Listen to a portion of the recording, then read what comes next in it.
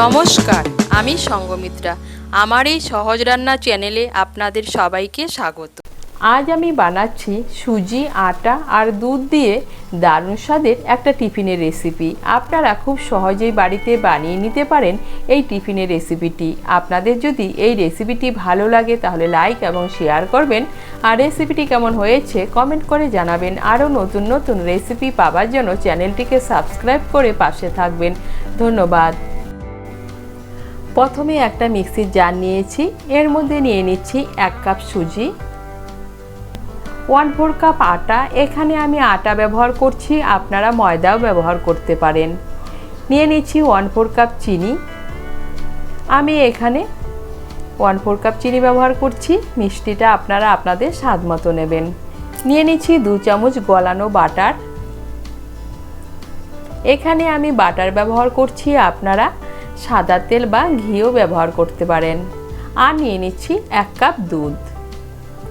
সমস্ত উপকরণ দিয়ে একটা মিহি পেস্ট বানিয়ে নেব। সমস্ত উপকরণ দিয়ে একটা পেস্ট বানিয়ে নিয়েছি। এখন এই পেস্টটা একটা বোলের মধ্যে ঢেলে নিচ্ছি। আমি যে পেস্টটা বানিয়ে নিয়েছি, পেস্টটা অনেকটা ঘন হয়ে গিয়েছে। এর মধ্যে আমি আরও দিয়ে দিচ্ছি 1/2 কাপ দুধ। দুধটা একবারে দেব না, অল্প অল্প করে দেব আর ভালো করে মিশিয়ে নেব। এখানে আমি 1/2 কাপ আরও দুধ দিয়েছি, আর দিয়ে দিচ্ছি মিক্সির জারটা ধুয়ে আরও সামান্য একটু দুধ। ভালো করে মিশিয়ে নেব। ভালো করে মিশিয়ে নিয়েছি, আর এই দেখুন ব্যাটারের ঘনত্ব একদম ঘনও না একদম পাতলাও না। এখন এর মধ্যে দিয়ে দিচ্ছি 1/2 টিস্পুন বেকিং পাউডার আর 1/4 টিস্পুন বেকিং সোডা। ভালো করে মিশিয়ে নেব। ভালো করে মিশিয়ে নিয়েছি। এখন আমি রেসিপিগুলো বানিয়ে নেব।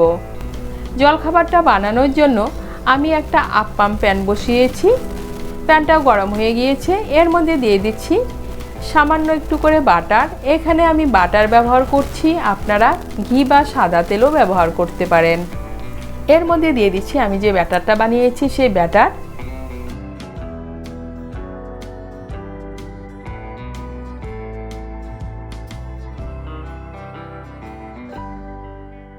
এখন গ্যাসের আঁচটাকে একদম কমিয়ে 2-3 মিনিটের জন্য ঢেকে দেব। গ্যাসের আঁচটাকে একদম কমিয়ে 2 মিনিটের জন্য ঢেকে দিয়েছিলাম, আর এই দেখুন কি সুন্দর ফুলে উঠেছে। এখন এগুলোকে উল্টে দেব। উল্টে অপর পাশটাকেও হালকা করে একটু ভেজে নেব। এই দেখুন দুপাশে ভেজে নিয়েছি। এখন আমি এগুলোকে তুলে নিচ্ছি। এভাবে আমি বাকিগুলো ভেজে নেব। আর তৈরি হয়ে গেল আটা, সুজি আর দুধ দিয়ে দারুণ স্বাদের একটা টিফিনের রেসিপি। আপনারা খুব সহজেই বাড়িতে বানিয়ে নিতে পারেন এই টিফিনের রেসিপি।